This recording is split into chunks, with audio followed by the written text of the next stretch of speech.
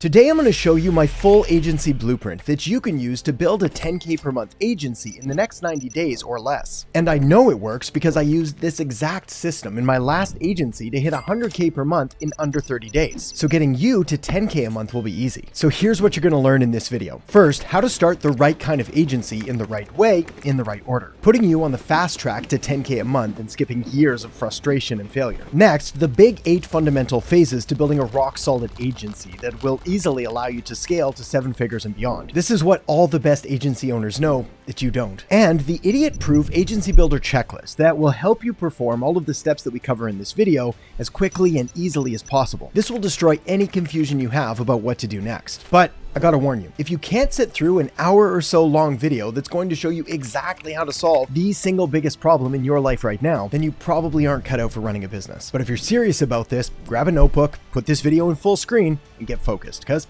it's time to dive in. All right, so most people, when they first start an agency or they have an agency with 1 or 2 clients and they're stuck, installed, and unable to get to the next level, they use this 10K a month goal as kind of the first thing to shoot for. And I think it's fantastic. First of all, because it gives us a tangible number that we can actually work towards, but also because it makes it very real and very quantifiable. And the fact is that if you have been working at a job, a 9 to 5 for years, or you have an agency with 1 or 2 clients and you're stuck at 2 or 3 grand a month, 10K a month is a very liberating number to get to. Your life does change. Now, appreciate that's a good goal to start with, but I want you to also keep in the back of your mind that ideally we're going to be going for 20K a month and 50K a month and 100K a month and well beyond, which when you follow the systems and the frameworks and the steps that I'm going to be sharing throughout this video, all of that is not just possible, but actually probable, provided you do the things that are required. And of course, phase 1 is that we've got to get crystal clear on a target. And the word for this target market is essentially niche. Anybody that has ever watched any video on marketing or marketing agencies before has heard this term. Sometimes it's called niche or niche. I'm going to refer to it as niche, but you've got to pick one. I'm going to go over the rules of how to pick one. I'll also give you a list of what those look like and some of my absolute top favorite niches are. But the fact is, we've got to laser focus in on one single niche. We can't be trying to serve everyone under the sun. We can't be trying to offer a million different services to all different kinds of people. We can't be serving auto dealerships, then solar companies, then HVAC, then plumbing, then landscaping, then med spas, all of the different things at once. Because what ends up happening is we never truly get really good and we never differentiate ourselves from the competition. So one of the fastest ways to stay stuck and stalled at 1 or 2 clients a month, well below 10K a month, is to do what we call niche swapping. So I'm plumbing this month, and then next month, because that didn't work, I'm doing roofing, and because that didn't work, now I'm into e-com and then info products, and then I'm going to start doing short form video editing and all kinds of random things. So we've got to get focused. We've got to pick the right niche. Now, to do this, I'm going to present you with what I call the 5 golden niche rules, and these are going to help you narrow things down. And then I'm going to give you a list of different niches, and you can take a look at those and try to find the alignment between the ones that you're interested in, that you maybe have experience in, or at least are a little curious about, and make sure that they match up with all of these rules. All right, so the very first rule that we've got to cover here is, and alluded to this before, but we've got to pick one single niche. Not 2, not 3, definitely not 5. You got to pick 1. Now, the beauty is that you can change your niche later. So if you end up in one that you just absolutely despise, you realize that you don't even like the people that you're doing it for, it's impossible and oversaturated and crowded and just a complete nightmare, and you didn't follow the steps that we're going to be talking about here, you can pivot later, but there's a cost to pivoting later. Essentially, you're giving up all of the experience that you've accumulated. You're getting rid of all of the SOPs and systems that you've built out. You're getting rid of all of the success or lessons from failures that you've had, and you're having to start essentially brand new. So we definitely want to pick one, and then we want to try to stay with it for as long as possible. My recommendation is like 12 to 18 months per niche, minimum 6 months. Like if you've chosen a niche and you're pretty solid on it and you're like 3 months in and it's not working, the sad fact is it's not the niche, right? It's the strategy or the tactics or the systems that you're using. This is the thing that needs correcting. Also, don't overthink it. There really is no magic niche. Like I said, I'm going to give you a list of ones that I want you to take a look at. They're proven 7-figure niches. Either I've done them personally or my clients and students have done them, but there is no magic niche. And the reason is because if there was all of a sudden the perfect niche, I don't know, plumbing becomes the perfect niche again, everyone would do it. everyone. There'd be a million videos on it. There'd be a million trainings. Everybody would have a how to start a plumbing marketing agency. It would become quickly saturated and overly competitive, and you'd have no real way of differentiating yourself from the competition. So take solace in the fact that there's a bunch of different niches and we're going to be able to find the right one for you. Rule number 2, the more specific the niche, the better. This is because one of the biggest areas of opportunity or an area of a unique competitive advantage that you're going to have over other people is your experience, is your interests, and is your curiosity. So if you're able to pick a niche that you're even somewhat interested in, you're going to go deeper in it. You're going to learn more things about it. You're going to have more curiosity to read more books or talk to more business owners, or essentially study it more than you would if it was just something completely generic, random, off the shelf that you don't really care about.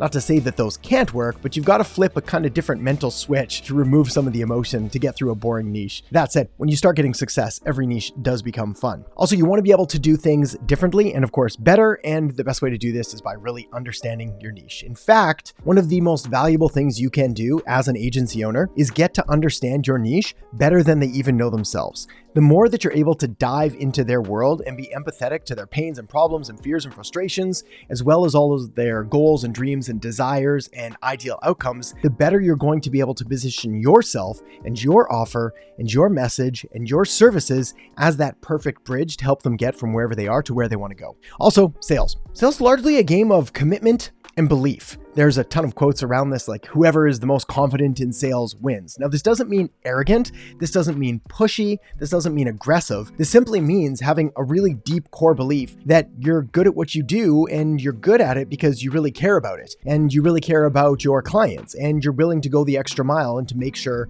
that good things happen for them. All right, rule number 3, the niche must need what you're selling. So this is where we've got to make sure that whoever it is that you choose actually can benefit from more leads, more customers, and more sales. Really good example. I used to do a lot of work in the veterinarian niche, so vets, helping fix animals. It was good stuff. The problem was, certainly in the local area where I first started, most of the veterinarians didn't need more clients. They were booked out for weeks, sometimes even months. So me generating them more leads was literally useless. They didn't want it. They couldn't call them. There was no benefit. I wasn't making them any extra money. On the other hand, when I pivoted to all kinds of different niches, a lot of home services, roofing, for example, I found roofers that were not in desperate need of new leads, but this was the lifeblood of their business, and they valued them and they were willing to pay for them, and they were able to capitalize on the leads that I delivered and convert them into actual roofing projects for their business, which made them tens of thousands and hundreds of thousands of dollars for their business. So you've got to make sure that you're going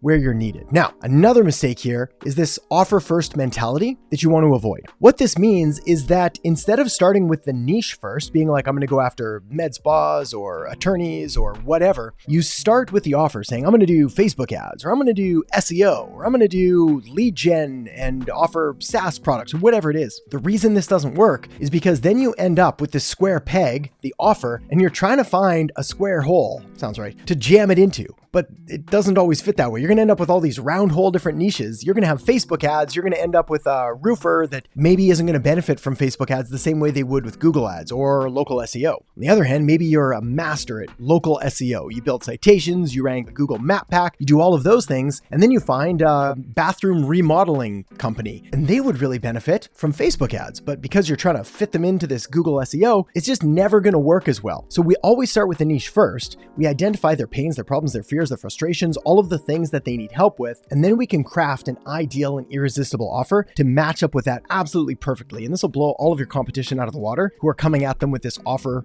first approach. But we're going to talk a lot more about that shortly because it's just so important. It's going to make you a whole lot more money. Rule number 4, the niche must be able to afford it. This one's kind of common sense, yet you'd be surprised how often it gets missed. The reason is there are a lot of very cool looking, very fun sounding niches out there. Different bakeries and photography in many cases, and brand new video game designers and all kinds of fun, cool things that are either in the startup phases and just don't have the budget, or they're simply selling too low ticket a product. So the example I think we've got here is, yes, a bakery. So there might be a cool new bakery or ice cream shop that opens up down the street from you. amazing stuff, but they literally can't afford paying you $2,000 a month because it doesn't make sense. If they go out of business, they'd go broke. So we don't want to be doing that for them. Not to mention, let's contrast this with, say, real estate, where if someone's going to sell a house, a realtor's going to sell an expensive house, they're going to make like 20 grand off that one sale. To make 20 grand selling baked goods, I don't even know, please don't make me do the math. But say it's $1 a baked good, you got to sell 20,000 things. So you have an option here of selling 20,000 things or selling one thing, both of which are going to get you the same amount of money. So very important here. We've got to look for a niche that has a high lifetime value. In other words, we're looking for niches that make a lot of money for the businesses. All right, rule number 5, the niche must be in demand and growing. Another very important thing here, you want to make sure that you're doing marketing and you're choosing a niche that isn't going anywhere anytime soon, and that they've got customers and they've got potential clients and they've got people that could hire them, so you don't end up creating a whole bunch of marketing for a business that nobody really wants. Again, good example here, newspaper companies. You don't want to be doing marketing for a newspaper company. This is a dying industry. Their readership is on decline. There are exceptions, of course, but you don't want to build your entire financial future on a declining industry, especially when there are just significantly better options available. All right, so here's a list of proven niches. We call these 7-figure niches because they literally are $1 million generating niches. Now, I have tiered them into a few different sections, tier A, tier B, and tier C. Let me explain what that means. Essentially, tier A are going to be proven winners that are working now. They've worked in the past. They're going to work into the very near, probably long future as well. Sure, there's going to be changes and adaptations and evolution of all of these industries, but this is the beauty of picking a niche, is that you get to grow and change and evolve with them. And provided that you're staying tuned in to your clients and their needs and things that are going on, you're going to stay a step ahead and always be able to serve them with the best service possible. So we've got attorneys, we've got auto dealerships, obviously electric cars making more of a come up now. So there's an option. Chiropractors, these were incredibly popular years ago. So they're getting more crowded, more saturated, but there's still a ton of opportunity. I mean, all you have to do is Google the amount of chiropractors there are in, say, the US alone, and it will blow your mind, because we don't need 50,000 chiropractors or 100,000 chiropractors. You need 10 clients at $2K a month to make 20 grand a month.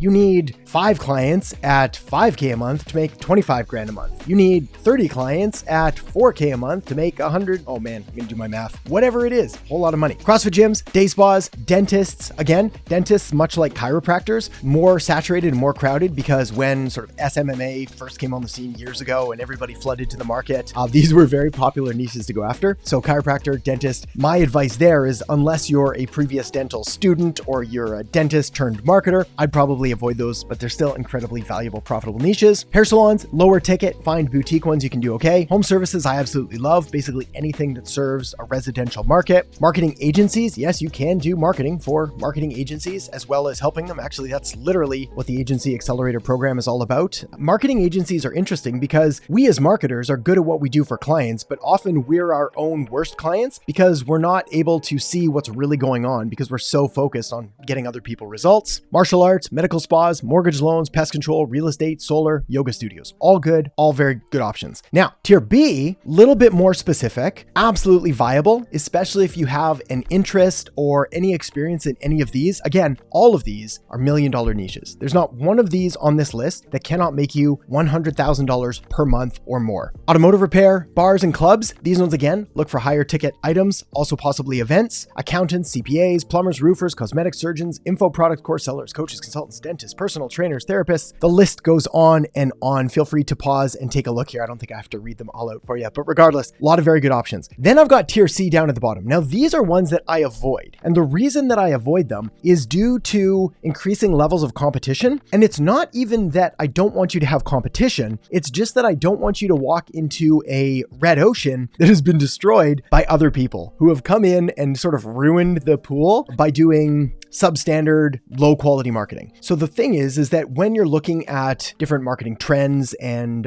where things are going, e-commerce and info businesses have obviously become incredibly popular in the last few years. So this means also that there are a lot of agencies that have been started up to try to meet the demand of these growing businesses. Also, because marketing is one of those industries that has no barrier to entry, you can literally start today, call yourself a marketing agency, pretty much good to go. This means that you're going to be marketing to businesses that have probably had a pretty sketchy experience with a marketer that came before them who didn't either know what they were doing or really didn't care. So again, just use caution. The big takeaway here though is that the very best niche is the one that you're going going to stick with for the longest amount of time. And the very worst niche is whichever one that you start next, because you simply don't have the experience or the knowledge or the practice with them yet. So this is why it is important to go through these rules, read through that list, make sure that you're making what you feel is a good choice, and then honestly stick with it. That's it. Like, practice, try to get better, research all that you can. But if you stick with your niche for the next 12 to 18 months, you will make infinitely more money than by trying to constantly hop around and choose a different niche, thinking that the grass is greener on the other side. As the expression goes, the grass is greener where you water it. So pick your niche and then water it. Yeah, I think that makes sense. Okay, so now that we've got our niche selected, it's time to move on to phase 2. And phase 2 is all about diving deeper into our niche by doing a little bit of research. Now, if I could make one suggestion to you in this entire video that is going to have probably the biggest, profound, profitable impact on your agency moving forward, it would be to spend more time here than you have ever done before. I'm talking hours and hours, maybe days, maybe weeks, not months. We got work to do, but like, you really want to get deep into the weeds with your possible niche that you're going to be going after, so that you can, again, understand their pains, their problems, their fears, their frustrations, everything that they're going at. Because your goal is to move them from all of the bad to the good. So this is you here in the middle in your agency. But you can't do that if you don't know what these are. You're just going to end up saying generic things like, we'll get you more sales, we'll get you more leads, which sounds okay if they know what all of that means, but you're much better off speaking their exact language. For example, a chiropractor, they don't want more leads and sales, they want more patients. A gym doesn't want more customers, they want more members. And there's going to be certain numbers of members that are going to be more appealing depending on their size. And all of this is how we figure out exactly what they need. It also helps you avoid what I call bad doctor syndrome. So I want you to imagine for a second that you go see a doctor one day. I've got a headache. And you walk into the doctor. He doesn't really say anything. He just sort of shoves a bottle of pills in your face. And he's like, hey, take these. You'll be fine. You're like, don't you want to know what's wrong? I'm like, nah, it's cool. These pills, they fix literally everything. That's not good. I'm pretty sure that's malpractice. Guy's going to jail. But the point is, we're not going to have any trust. We're not going to believe him. He's not going to have any authority or expertise, because he's literally just giving you a prescription without a diagnosis. So prescription with no diagnosis is malpractice, which essentially is not what we want to do with our agencies. A good doctor, on the other hand, he's going to make a diagnosis first. So he's going to ask you questions. He's going to be like, how long have you had this headache? When did it first come on? What have you been eating? Are you sleeping okay? Have you had a cold lately? Has this thing happened? Has that thing happened? Have you been traveling? Do you have a lot of stress at work? How about this? How about that? What have you tried before? Are you hydrated? Are you doing exercise? Or on and on and on. He's going to ask all these questions, and he's going to look through everything. He's going to think about it for a second. He's going to be like, yep, sounds like a headache. Here's this bottle of pills, which should help you with this. Or here's this, or maybe just go to bed and get some water, whatever it is. Significantly different diagnosis, same prescription, essentially. We're still going to get the same bottle of pills, but now he's qualified it. He's made sure that he's doing the right things. That's what he's doing here. He's diagnosing the pain, the problem, the fears, the frustrations, all of the things that you have, and then he's able to prescribe a solution, which has two incredible benefits. The first of which is that the solution that he prescribes is significantly more likely to actually work because it's based on the problems that exist. The second thing, and arguably even more important than that, is that you are going to have an enhanced belief in what he's just given you because he's diagnosed the problem. There's a mental heuristic that we have as humans where we associate someone that accurately describes our problems as ultimately having the solution as well. So if I can say to you, hey, look, if you're an agency owner and you've been stuck at 1 to 2 clients a month now for weeks or months even, you're stuck, you're stalled, you're unable to get past 10K a month, you're probably feeling pretty overwhelmed, pretty frustrated, you're having to keep a second job, but even though you have the dream of getting the agency going, you're going to have these wicked mood swings of feeling incredibly confident and empowered and dedicated to take action one day, followed by soul-crushing imposter syndrome the next day thinking, who am I to do this? And I don't know enough, and I'm not even good at this. All of these things. Now, I know those feelings because those were my feelings over a decade ago when I started my first agency. So I'm able to show you that I know what you're going through. I've been there too. So therefore, it's more likely that I actually have a solution that I'm able to present to you, which is what I'm doing here in this video. So what you want to do is you want to make sure that you're actually diagnosing these problems. And then when you do that, you also want to try to make sure that you're solving or you're diagnosing and prescribing a solution as close to the intended monetary payoff as possible. So we're going to take off our doctor hat for a second and put our business owner hat on. Here's the deal. When it comes to marketing services, you can offer all kinds of different things,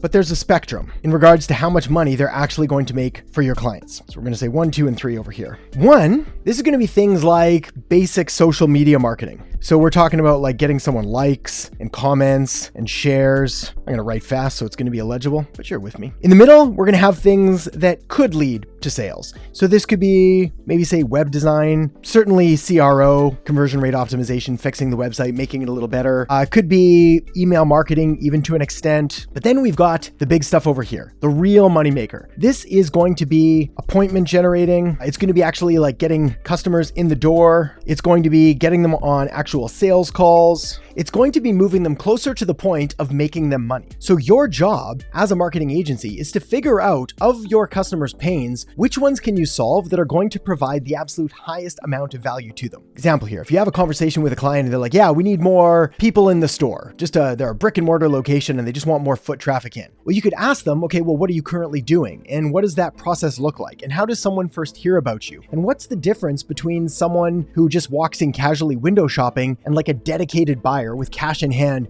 who's ready to make a purchase? What do you say to them? How does that work? And then you can start to design your offers to get more of those people and less of the other people. For example, they might tell you, yeah, we get a ton of leads from Instagram, but nobody ever buys. On the other hand, anytime someone sends us a message through Facebook Messenger, they always seem to come in the store and book a demo and then buy and so on and so forth. So that's where we need to really get to. Now, how do you figure this out? How do you do this niche research? There's going to be a few different stages that you want to go through. Number one, we're going to say reach out. So literally, if you already have clients or customers for your agency, simply talk to them and ask them these questions. What are the pains? What are the problems? What do your best customers have in common? What are the things that you need the most help with? What are the obstacles you're struggling with? What have you done for marketing in the past that worked well? What do you think would work well that you just haven't done yet? What do you feel is the single biggest obstacle holding you back from getting to the next level? All of those things. Number two, we want to do around 10 to 30 sales calls with them. We don't necessarily need to like absolutely nail our offer right off the beginning. It's going to evolve and it's going to change as you do more calls with clients because you're going to come across new information. Not only that, but your ideal target market is going to evolve and they're going to get a little bit better and you're going to start attracting higher value customers with more money and they're going to have different problems as well. But we need to make sure that we're doing these calls because this is where that information comes out. We simply can't guess and think we know what they want. We need to ask them. We need to make sure, hey, is this what you want? Is this working well? Do you like this? Do you like that? How about this, etc., etc. Number three, take notes. And what I really want you to pay attention to here is the language that they use and the words that they say. For example, if they say, I want customers, then we say, how many customers? We can get you XYZ customers. We don't say, I can get you leads, or I can get you more traffic, or I can get you more deal flow, or anything like that. We want to use their specific terms, words, and phrases. We want to speak their language, and we almost want to parrot it back to them. It's kind of like active listening 101. So they tell you, they're like, hey, businesses are good, but I know it could be doing better if we just had more people in the door. So you say, cool. So business is good, but you know it could do better if we just had more people coming through the front door, checking you out, right? So we can phrase it a little bit so we're not literally parroting them back exactly literally, but you get the point. And then 4, analyze results. Now, how do we spell analyze? There we go. Analyze results. There's a word of the day. With analyzing results, you can do this 2 ways. The first of which is you can literally take a look at everything you've written down and start looking for commonalities, terms, pains, things that most of them have in common. Very useful. The second thing you can do, which I absolutely love, and I've started doing this all the time now, is I will write these down on a Google Doc or anywhere else that I can get it typed out. I'll copy and paste it into ChatGPT and I'll say, hey, what are the 3 biggest pains based on all of this? And it does a remarkably good job. And then you're able to tailor your message and your offer and all of your marketing for that. So that's phase 2. Let's talk phase 3. What do we do after we've done our research? And this is where, for the record, that's supposed to be a pill. I think it works. Let's color it in. We'll make it proper. This is where we actually get to give them a magic pill because now you know who your niche is and you know their problems, which means we can now give them a solution, a magic pill. And unlike just giving them a random generic pill like our bad doctor did, who's definitely going to jail, we can give them a very specific solution that's going to solve their very specific problems. It's also going to look personalized and customized and unique, and therefore it will be perceived as more valuable because it is. And therefore you can charge significantly more money than just giving them a blanket one-size-fits-all, bland, boring offer that you try to offer to absolutely everybody and then wonder why nobody's ever buying it. So what do we do here? Well, what we really have to do is we've got to figure this out. The burning desire, the biggest problem that they have, and then we design our offer around that. Again, we're trying to do this by creating an irresistible offer, which is really something that is too good to say no to. Alex Hormozi has that book, $100 Million Offers. Great book if you haven't read it. Really simplifies the way to do it. There's another copywriter if you want to go a little bit deeper, Robert Bly, and he's got books on offers as well. Again, this is sort of more intermediate, advanced stuff. I think Hormozi's $100 Million Offers, fantastic starter way to look into offers and like how to structure them. I'm going to give you some examples here in just a minute. But what we want to do here is we want to essentially imagine that we're our doctor that is ethical and honest. And he's like, look, here's the deal. Based on what you've told me, I've got this pill here that will gain you 30 pounds of pure muscle, help you lose all of the fat on your body, make you tons of energy, and you'll never get sick again. And it's only, I don't know, $100 a month. Like, you're going to sell out of those things really quick. On the other hand, what we typically get, especially when it comes to medication, is we get this like laundry list of side effects. May cause heart palpitations and insomnia, and your hair is going to fall out, and you'll get pregnant, and this and that, and like just these disaster side effects. Not necessarily the pregnancy one. That could be a thing of beauty, as I say, with my 4 kids. But the point is, we want to make sure that we're eliminating as many of the downsides as possible and giving them as many of the upsides. So here's the deal. We want to know that this all comes down to this. That's the biggest factor. The better that we understand our niche, the better that we're able to put together an irresistible offer. With that said, let me walk you through what that looks like now. All right, so the very first thing that we need to do when you're thinking about your offer and how to construct it is you need to understand that your offer is not the service that you provide. For example, your offer isn't Facebook ads. Your offer isn't SEO. That's like the most superficial, top level offer you could ever make. If I'm ever looking at an agency and they're struggling, I'll typically see an offer like this. It's like, we do Facebook ads. It's like, yes, you and like a million other people as well. So we've got to take it deeper. And the best way to do that is to focus on this. The offer is the outcome that you provide. This is it. What are the benefits? What is the outcome? What is the ideal end state? Of course, all of this is based specifically on the ideal end state of the niche that you're actually serving. So in order to offer the ideal desired outcome, you first need to know what the actual desired outcome is, and the more specific, the better. So for example, we've covered this already, but they don't just want more money, more sales, more revenue. That sounds good. I mean, on a superficial level, but we want to be able to take it deeper because that's where the real magic happens. So for example, we need to have a conversation with our niche. We do that through our niche research phase, and we've got to figure out, what do they want? Do they want 30 to 50 new sales opportunities in the door every 30 days? Do they want 10 to 30 new patient opportunities? Do they want 10 buyer leads on your calendar in the next 5 days? 10 100 plus appointments for free in 90 days, which for the record, this one sounds ridiculously too good to be true, but we actually use software to make this happen. So I don't want to go too much off on a tangent here, but the software that we use is called High Level. I'll make sure to put a link to it in the descriptions below this video as well. And we'll use a customer re-engagement campaign to get them just an absolute ton of business very quickly. And this is how we essentially keep our clients for months and years to come,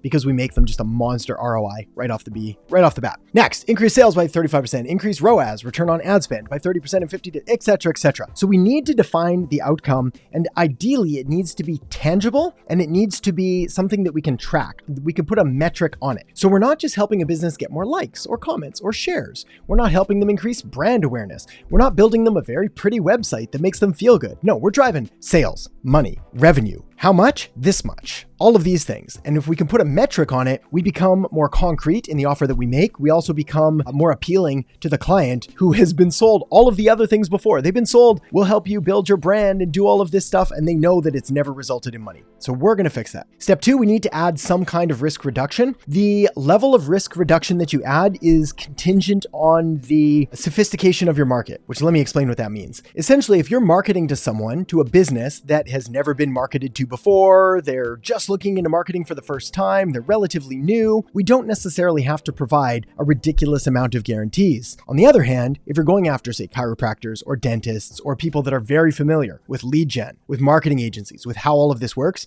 we do need a guarantee to reduce the risk on their part. Now, the only caveat here is that if you've been in business for long enough and you've established a long enough track record of success and results and making sure that your brand is big enough in the eyes of the client, they know who you are, then you can start to reduce this a little bit. But regardless, we can give them a minimum result. We guarantee we'll get you at least 5 patients in the door in the next 5 days. We can offer them a full refund if it doesn't work, or we'll give you a full refund. We can give them different payment structures depending on if we hit certain quotas. So it's like, you can pay us this if we hit 10, this if we hit 20, etc. There's pay per performance, which is where we get pay per lead, pay per appointment, pay per sale, pay per show, etc. The thing with this model model, and I really do like it, but it does require a more sophisticated business owner because they're going to need to know metrics like their cost of acquisition, the value per lead, their customer lifetime value. If the business is doing a few mil a year, awesome, shouldn't be a problem. If they're in the around $1 million a year point, they may not have this numbers, in which case we just go straight retainer. They could just cover ad spend. We can do a revenue split. Again, I like revenue splits, much like I like pay on performance, but in my experience, they are very challenging to set up because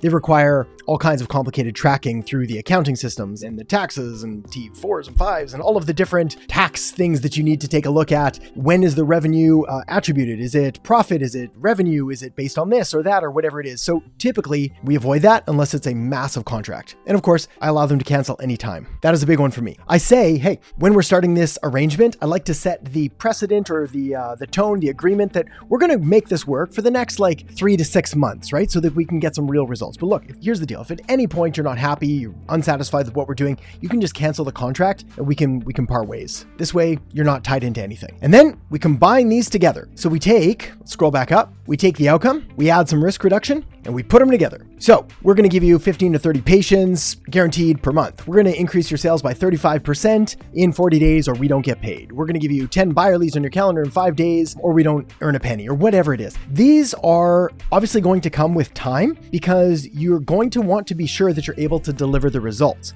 Of course, this is kind of a given anyway. If we're doing marketing and we're not really sure we should be getting results, the first thing we have to do is get 1 to 2 to 3 free or very low paying clients so that we can actually prove concept. We can actually prove that we know what we're doing, put in the work. I mean, the beauty of marketing is that it's really not rocket science. The results are relatively easy to obtain provided that you're willing to put in the effort. So this shouldn't be a problem and it shouldn't be a problem to get there sooner than later. But let's take this up a notch, make it special by making it unique. This is where you're going to separate and differentiate yourself from all of the other agencies out there by putting your own spin and your own twist on the offer that you're making to the market. So what we could say here is that you never have to follow up on your leads again because we're going to use automation. We're going to use systems. We're going to automatically follow up for them. We're going to make all the calls for you, etc. We could say only pay us when you make money. So we could literally just wait until cash is collected on their end and then we could get paid as that. So we have this agreement with all kinds of different contractors where we'll do rev shares, profit shares, different kinds of pay on performance, and they'll invoice us based on the results that they get at the end of the month after that's all been collected, which makes it very easy to say yes to. Never pay unnecessary marketing fees again, bring everything in-house. Never have to use whatever your niche hates again. So if there's a service that they despise, yellow pages, different kinds of listings, local networking things, we can offer them alternatives to get rid of that, hands-off marketing strategies so you can focus on what you do best. So examples here. For real estate, 3 to 5 new closings with buyers, sellers guaranteed.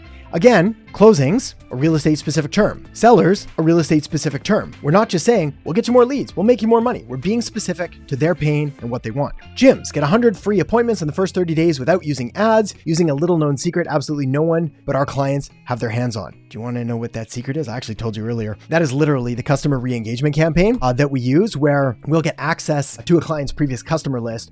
We'll upload it through the software and then we have a sequence of messages that we send out that essentially reactivates them and brings them back in and makes sales automatically with zero spend from the client. It's not magic, but it's about the closest thing. Okay, it's time to move on to phase 4, which is the MVA. So phase 4, the MVA, is the minimum viable agency. This is where we're going to stop messing around on fancy websites. We're going to stop playing around in Facebook Ads Manager. We're going to stop trying to make an amazing logo and we're going to get to work and we're going to get you making actual money. Money that you can put in the bank, money that you can buy food with, money that you can buy fancy cars and fancy vacations and pay for school, whatever else that you want to do. This is how this happens. It is not through all of the other things that people tell you that you need that you literally do not need. So what are we going to do here? We're going to focus on 2 things with your agency. I first learned this from Ryan Lee like a decade ago, but it's GTKT. And what this stands for is get them, keep them. That's it. You want to make $1 million a year? That's it.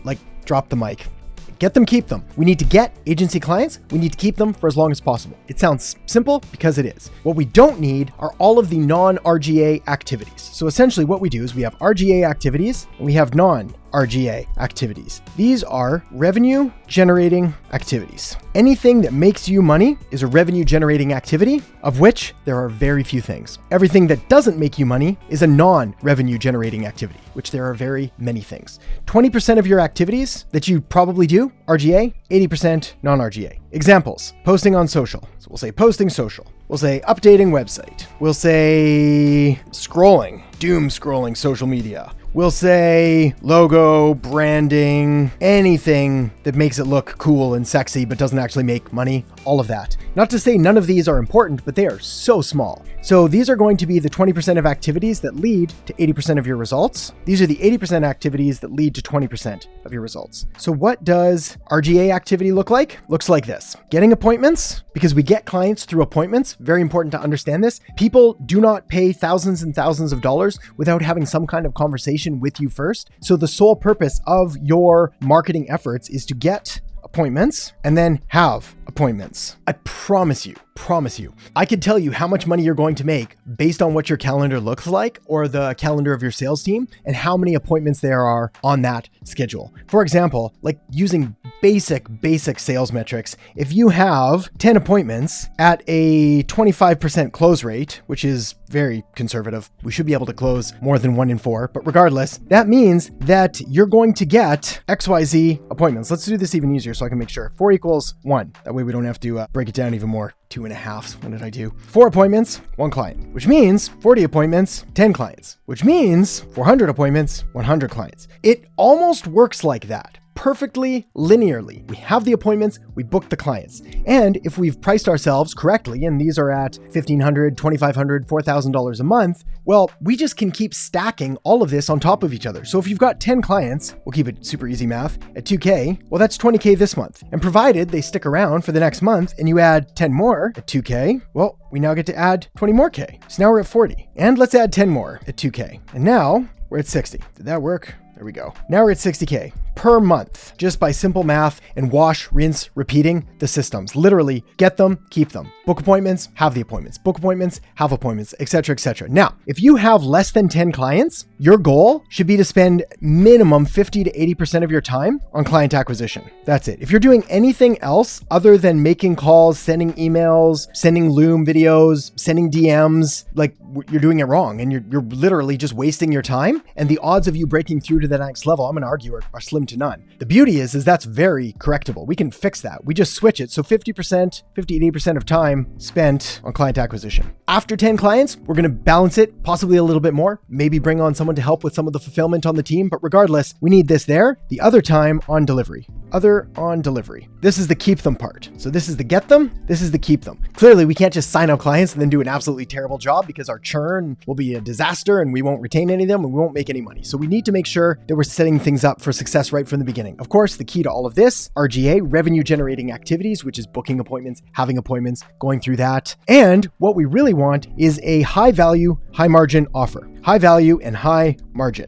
What this means, high value is a indirect relation to the pains and problems of your market. The bigger the pain and the more that they want it solved, the higher value it is. High margin means that we're able to automate or delegate or outsource much of it, and it doesn't take a lot of your time, your energy, or your money to do. Fortunately, most of the services that we can run, and certainly the ones that we teach through our acquisition agency model, all of this flows. So that way we're not spending most of our money by trying to go out there and get these things done. This is also a reason that drop shipping and Amazon FBA, any e-commerce style business, the margins are often just so challenging because we have to pay for the products, we have to pay for the shipping and the storage and all of that, which destroys all of it. The other thing is that even things like, say, web design, which appear high margin because you could sell a website for $5,000, but it's going to take a lot of time and energy, and there's back and forth, and there's scope creep, and there's all kinds of other issues there. So want to make sure that we get that set up. Now, how do we actually go out and get clients and book appointments? Number of different ways. We've got a number of different client acquisition methods that we use inside that all work. We try to find the ideal one for you. There is no one size fits all either. That said, I am going to give you certainly not the most fun one, but definitely the most profitable and the easiest one to get into, especially if you're dead serious about making this work and you want to make as much money as possible. But more on that in a second. Other things these are going to seem like easy fixes, but still important. you're getting judged based on your appearance, whether you like it or not. So one of the easiest things that you can do to get more clients, it sounds so silly to say, but man, it's ever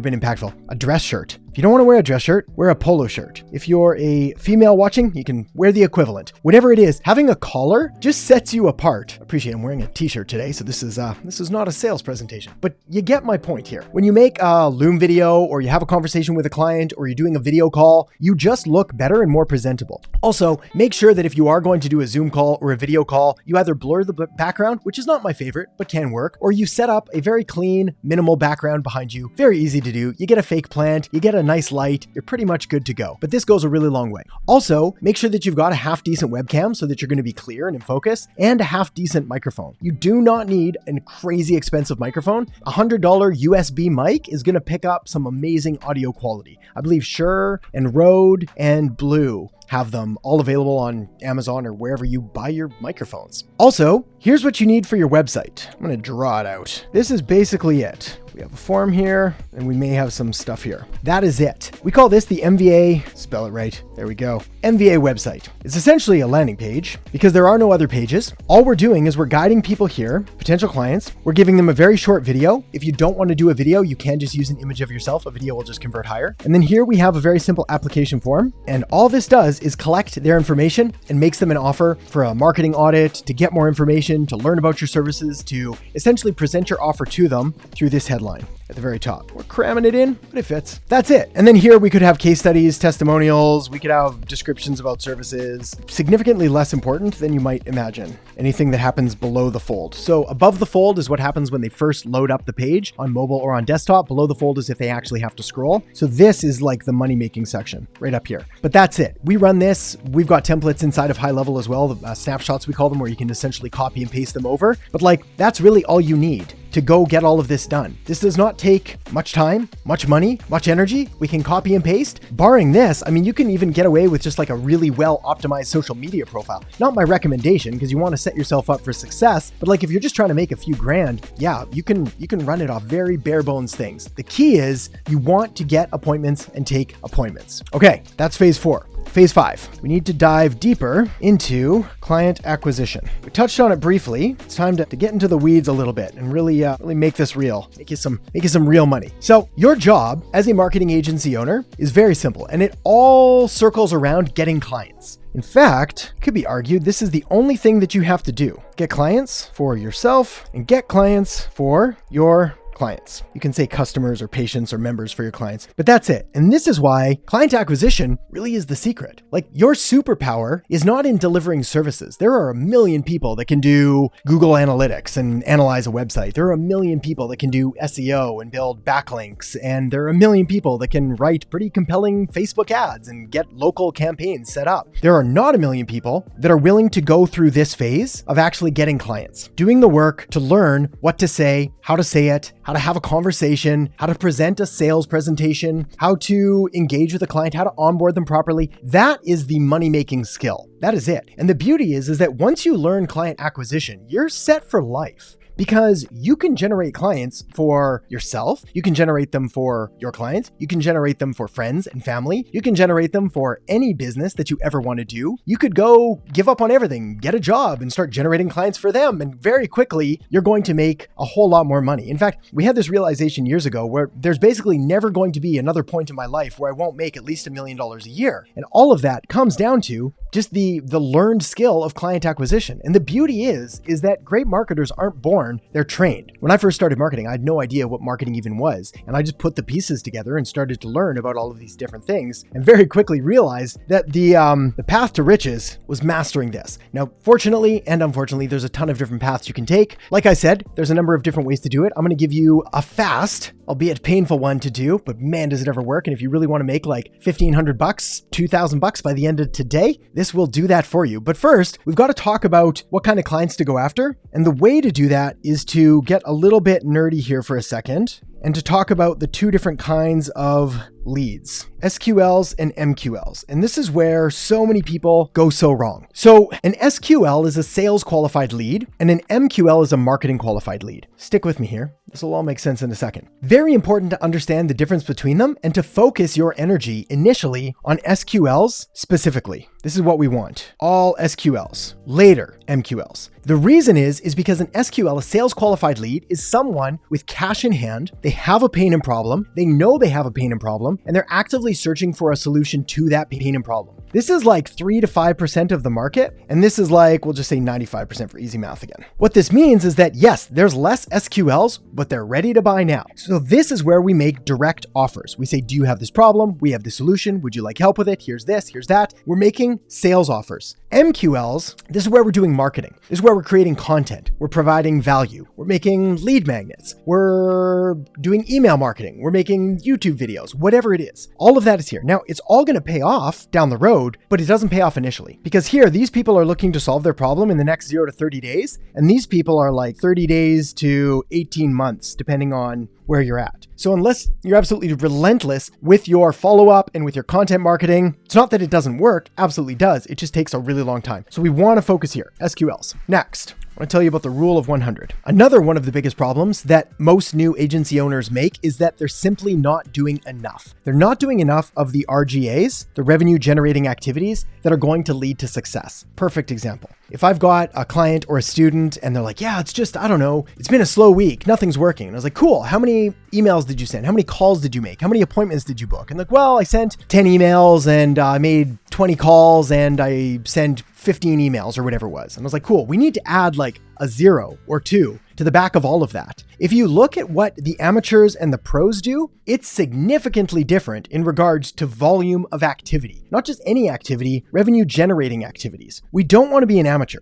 An amateur is less than 10K a month because and literally promise you, it comes down to not following the steps that I'm showing you now and on a consistent, predictable basis. That's it. This is not rocket science. You just have to do these steps and then do them over and over again, like the math that we laid out before. If we can get 4 appointments to equal 1 client, we just do that math. The pros, 100K a month plus. Fact is, it's basically anything over 10K a month because once you hit over 10K a month, maybe even over 20K a month, you've kind of figured it out and now the answer is more. Now, to go from 7 to 8 figures, to go from 1 or 2 million a year to 10 million a year, that's a different game entirely. Now we need systems and operations and team members and all kinds of other things. But until we're there, the secret is volume, which means more emails, more calls, more DMs, more audits, more everything, lots more. Hundreds more. And that's where the rule of 100 comes in. Every day, we need to be making 100 points of contact with people in our target market. This can be through email, through call, through DM, through sending audits, whatever it is. But if you do minimum 100 and you do it 5 days a week, at the end of the week, you're going to have made 500 points of contact. I mean, even if we just use really abysmally low conversion numbers, we're still going to end up hitting our goals ridiculously fast. So where do we do this and how do we do this? Well, there's a couple different things that we need to cover. The first of which is where do we even find these people? Who are these leads? Where do they exist? And there's a couple different resources that I like to use. So let me pull them up now. So my favorite way to do this is through a prospecting tool inside High Level. Now, full disclosure, you do have to pay for High Level as a software, but it is the de facto agency software anyway that pretty much everyone is using, and for good reason. It just has the most features and functionality. Also, I think I mentioned this already, but I'll make sure to put a link in the descriptions below where you'll be able to get access to an extended free trial. There's a number of different courses, not only on High Level, but also how to grow a successful agency. Essentially, it's an entire package there, so you can check that out if you're interested. But regardless, this is what that prospecting tool looks like. And all we really have to do is put in a niche. So we'll say landscapers in, and let's just pick any random city. We'll say Dallas. Landscapers near Dallas. And just like that, it goes out and it starts to put together a lead list that we can now go out and contact through phone, through email, through Google Business. Also, we can see where they're at and what kind of marketing they've got going. So we can see, all right, they have the Google Business claimed, they've got a WordPress site, they've got some decent ratings, they've got more. Let's see if we can find one here that's got a few things and missing some others. Let's go with maybe Preston Landscape. We'll click on them. So now we can see we've got, again, details, phone number, we've got their website, etc., and we can save the prospect. And just like that, we can now run an audit on it, which means that the software is going to go through, it's going to start to put together all kinds of information on their citations and how they're doing. I can then present that to the client and say, hey, look, I was just looking through different businesses. I saw this, I found this about your business, got a few ideas and suggestions for how to improve it, etc. So that's option one. Option two is to use like a lead tool like D7 Lead Finder, which I've got loaded up here. An alternative is Apollo.io. There's Instantly, now also has it baked in, basically any of the cold email softwares that you can use to go out there and start to put together a pretty comprehensive lead list with like all kinds of different information on it that you're now going to be able to go out there and actually make calls or make contacts with them for. Now, if I had 1 year to try to make $1 million and to do it sustainably and comfortably and do it all that way, I would probably use the method that I showed you there, a variation on it, where I would make my prospect list, I'd conduct a marketing audit, I'd find the areas that I found for opportunities, I'd present that to the client, email them, follow up, etc., and all of that would work and we'd hit my target well before then. But if I wanted to make $100,000 in the next 30 days, this is what I would do. I would make cold calls. I appreciate. If you've never made cold calls before, it sounds like a cringy, salesy, uncomfortable thing to do. And like I said, if you've never done it before, it can feel that way. But the fact is, it doesn't have to. And it is also incredibly effective. Also, in regards to personal development and to not being afraid of things that aren't actually going to kill you, this is probably the fastest way to build up an almost ungodly level of courage and belief in yourself by doing these things and realizing that everything is going to be okay and that people are actually pretty nice and understanding, especially if you approach it with the right tone and attitude and style. So this is what I call the perfect cold call script. And this script has made millions and millions of dollars. It's going to continue to work for the foreseeable future. You're more than welcome to take it and to run with it and to try it out for yourself. But essentially, let me walk you through it. We call the person, we say, hey John, this is my name from Agency Accelerator. The reason we use their name is because it's more personal. If it's not John on the end, they're like, oh, sorry, is John there? We can always get to them. We call like we're talking to a friend,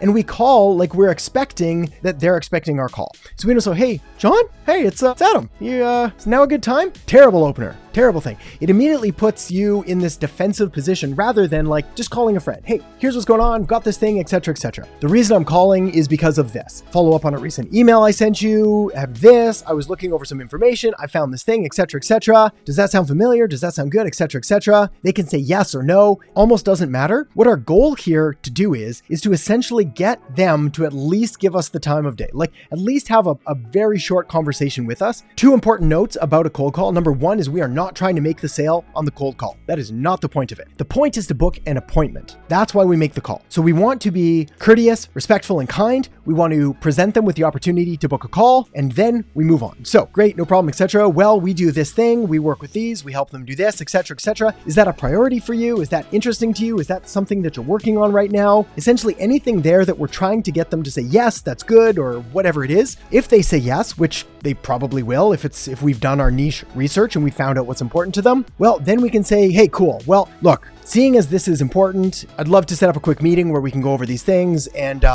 go over how we might help. Does this time work for you, etc., etc. Very, very simple. Again, go through this, read it a few times, practice it in front of the mirror a bit. It will become more comfortable. I promise you. You make a few hundred of these and it'll become second nature. If we say, hey, is that a priority for you? And they say no, also no problem. We say, oh, that's awesome. I'm glad to hear that. That's it's interesting though, because like most people that I talk to, getting more leads, getting more customers is a priority. So then we move into options depending on whatever you feel is best. So that's cool. How about this? How about that? What do you think would make it better? Is this interesting to you? Do you wish that would happen? Or what do you think happened here, etc., etc.? What we're trying to do is we're trying to acknowledge whatever they said and then just dig a little bit deeper without being incredibly nosy because we just met. But again, we want to get to this. Cool. Well, I'd love to set up a quick meeting where we can talk more about this and tell you about how we might be able to help, etc., etc. Does this date, does this time work for you? And so on. Now, one final note when it comes to making cold calls, your objective here is to be kind of hard to get off the phone. So don't cave too early when they're like, it's not a good time. Don't be like, okay, see you later, click. Be like, oh, totally appreciate that. I know it's out of the blue. Look, if you've got just like 15 seconds, I can just let you know real quick, and then you can tell me if it's a good fit or not. And if it's not, happy to go. Sound good? And they'll typically give you 15 seconds. Alternatively, they'll just hang up, and that's okay. We'll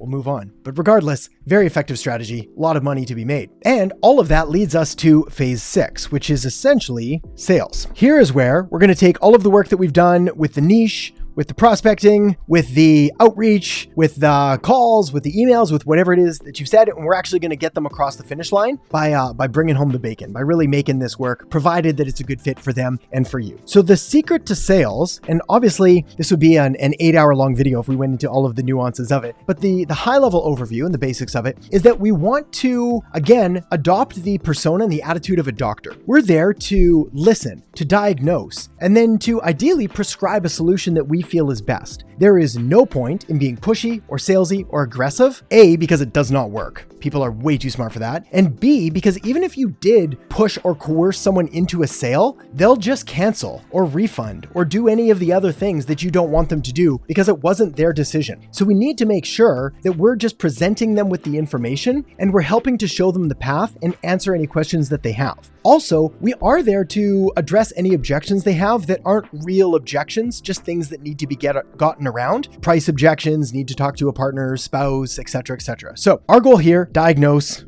then prescribe. But I'm just going to say diagnose because that's really it. So, and we do that by asking questions. What about this? How's that? What about this? What have you tried? What worked well? What didn't? Where would you like to be? Etc., etc. Sell like a doctor. When I go see my doctor and I go in, I'm like, Doc, I got a headache and got to get it fixed. He's like, okay, Adam, ask me all the questions, presents me with this, I don't know, our magic bottle of pills. I don't go, nope, not going to take them. That's a terrible advice, doctor, because he's going to be like, okay, well, good luck with that. And he's going to move on, which is kind of what we want to do. Obviously, he's normally actually much more polite than that. But that's the point, is like, he's going to be there to present the absolute best solution because he's the expert. And when it comes to marketing, you're the expert. Even if you're relatively new to this, you still know a whole lot more than they do about marketing. So you are there to actually help them. You have a valuable service that they can benefit from. Also, if they don't want it, that's cool. There's thousands and thousands of other businesses that could benefit from what you have to offer. This is why the biggest thing is to not be needy. Ever. This does not mean to be arrogant or overly aggressive or anything like that, but you want to act like you don't need it. You just want to help them. That's really it. I want you to pretend when you go into these sales calls, you've got 100 million in the bank and you're just doing this because you believe in it,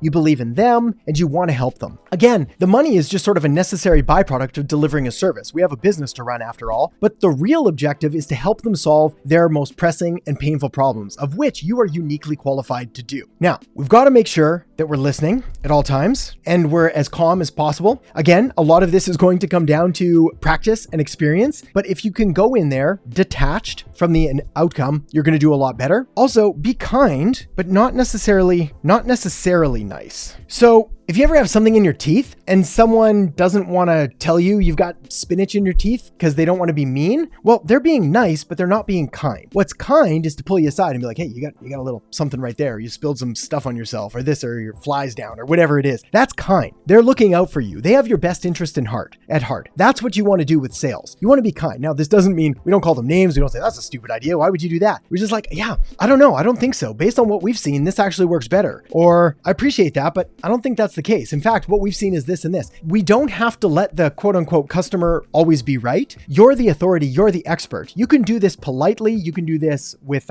kindness and with care. But again, you're there as the authority and the expert, and they're going to value your opinion infinitely more if you actually say what you believe and show them better solutions and so on. Also, we want a future pace, which means we want to figure out a few things, where they're at right now and where they want to go. So we'll say now and then. So where are they at right now and where do they want to go? Because that's going to map out the path that we can use to take them there. Say, cool, well, based on what you've told me, I think we could do this, I think we could do that, and I think this would be a really good solution for you based on this. And then forwarding this, in 30 days, we should be able to do this, 60 days this, 90 days this, and then by 12 months, we have that. Is that what you're saying? Does that sound good? Is that in alignment with what you were thinking and what you were looking for? Always, we're trying to show them that we're on their side and we're a strategic growth partner, not just a freelance agency that comes in, takes all their money and disappears. So that is the basics of sales. But I think if I have to leave you with one thing that's more important than any, it's this not needy thing and diagnose. That's it. So your job is to go in there and to help them. And if you do that and you present them with a really good offer, your conversion rate will be significantly higher than 25%, 50% or higher. So make sure that we get that set. Phase 7, what do you do next? You've done a good job with all of this. The client's in, they're excited. Time to onboard them. We got to get them into your agency, into your system, and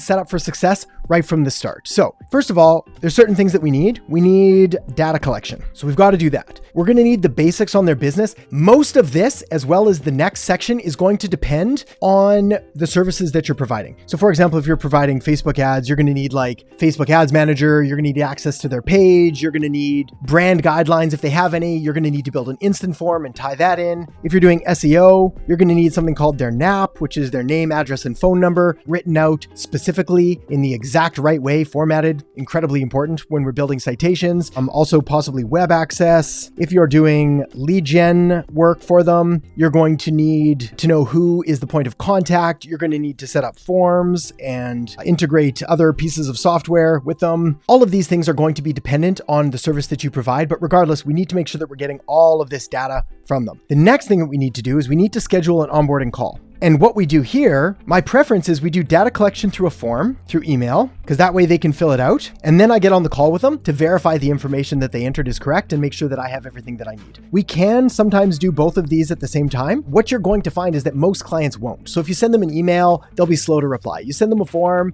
they'll be slow to reply as well or fill it out. So this is why I do try to use automations as much as possible, because that ties in nicely with payment. We need a way to collect payment. Stripe works pretty much universally. PayPal, not a great second choice, but still exists. I use High Level and then I integrate it with Stripe, which makes it very simple, because what ends up happening is the client will make the payment, then they'll be able to complete the onboarding form right there. So it's like they make the payment, they get the form, all of that gets added so that I can create a sub account, start delivering all the services for them immediately. And it just cuts down a ton of frustration and back and forth headaches for your clients. Okay, next, if you want to learn the secret to blowing your clients' minds, it has to do with engineering quick wins. One of the worst things that you can do is collect payment from a client and then ghost them for like 2 weeks. I know you're busy. You know you're busy. They don't know you're busy. They just think you took the money and ran off. So you want to make sure that you are setting them up for success right from the beginning. So make sure that you've got an ace up your sleeve, whether it's a customer re-engagement campaign, a Facebook ad campaign that just always seems to crush it, an SMS campaign that works really well, a web chat widget that you can install on their website that's immediately going to start generating sales appointments and forms. Whatever it is, you need to get them a win as quickly as possible. Now, if you can't actually deliver a tangible win of like getting them sales or customers or leads, you can step that back a bit and get them a progress win, being like, hey, here's all the Facebook ads that we set up this week. Hey, here's all of the citations that we built for your website this week. Hey, here's all of the work that we did, which leads me perfectly to, again, this is probably my secret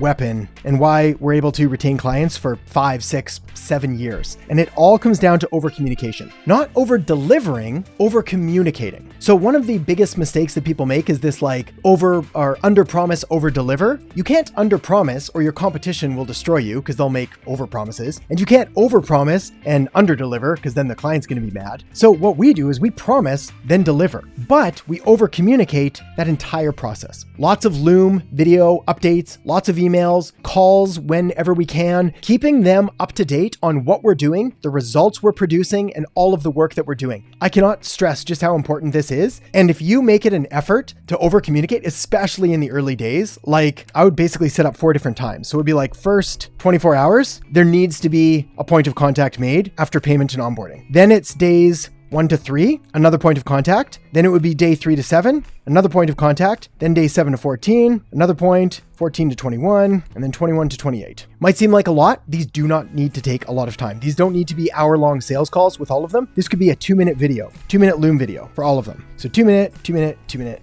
etc. on and on. That's really it. If you do this, you're going to blow their minds. They have not seen this before. Most agencies literally just take the money and then go do the work, or don't, and then wonder why the client's canceling. Well, the client's canceling their contract because they don't understand what you're doing. They don't know, they don't see anything, they just see the money getting taken out of their account. And if the results are slow, like they are often with, say, SEO, they really have no way of knowing what you're doing. So again, this fixes all of those problems for you. So that is how we onboard, and then we come to phase 8, which is the actual fulfillment of the services. So we're going to say service delivery. How do you go out and actually get client results so that your agency thrives, so that you make not just tens of thousands and hundreds of thousands, but millions and millions of dollars? Because not only are you amazing at acquiring clients now, but you also have that confidence knowing that you can take on as many clients as you want because you're always able to get them results, which also leads to increases in retention and increases in referrals, and it just snowballs from there. So here's the deal. This, much like with the onboarding, is going to depend on the services that you're providing. So if, for example, if you're doing SEO, your fulfillment process is going to look like link building or citations for local SEO. It's going to look like a Google business page optimization.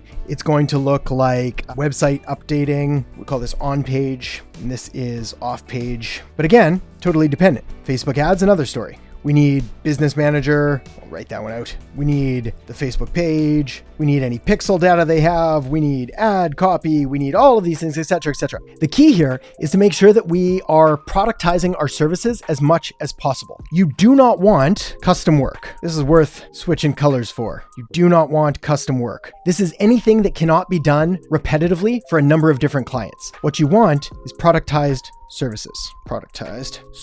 Things that can be wash, rinse, repeat over and over again. This is why we need to pick a niche. This is why we need to ideally nail in and craft our offer so that we're able to repeat it time and time again. Because if you find yourself doing like custom web design, and then you're building a CRM for someone else, and then you're doing Facebook ads for this person, then Google ads for that person, then citations for someone else, then email, then content, then whatever it is, you're never going to be able to replicate that and scale it up and get good. And you're going to absolutely exhaust yourself. And I'm speaking from experience because my first agency, it took years to get to 100K a month. And basically every agency I built after that, we hit 100K a month within 30 days. And the reason is we were streamlined in our niche, in our offer, and in the services that we delivered. And then we put in the systems and SOPs around to help make sure that that happened. It is, again, I've said this a few times here, but it's worth saying again, it's not rocket science. It's just following the path and the system and trying to simplify as much as possible. And the way to get good results for your clients is to do the same thing over and over again.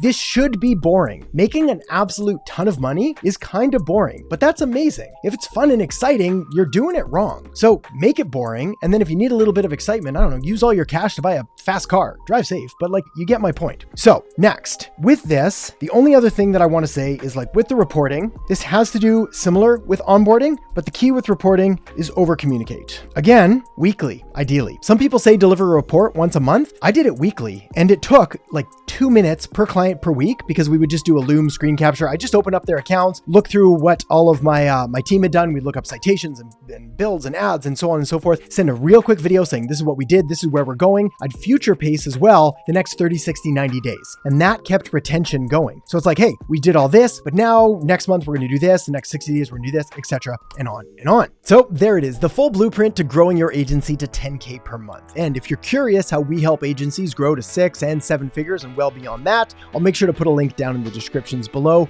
if you're interested, as well as link up a video right here that's going to give you even more agency growth tips, tricks, and strategies. So make sure to check either or any of those out, and I'll talk to you again soon.